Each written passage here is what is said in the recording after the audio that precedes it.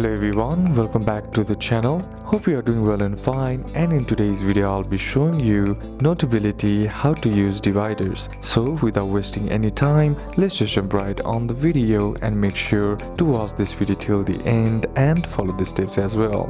In Notability, dividers help you organize your notes by grouping related subjects like folders for folders. In order to use them, what you need to do is head over and open up your Notability app. Then once you're inside there, on the top left corner of the screen you'll be seeing your three horizontal bars. Simply tap on that, and now under here you'll be finding the subset sections, and right beside it you'll finding the plus icon. Simply tap on that, and on tapping you'll find the option that says add divider. Simply tap on that. Now all you gotta do is write your name, then you can name your divider example math or semester 1 or projects. Then all you gotta do is tap on edit in the library, drag a subject into divider you just created, then tap done to save it. So these are a couple of steps that you can do, and that's it for today's video guys. Hope this video was useful to you. Leave a like if it did, comment down any questions that you have, and see you soon on the next one.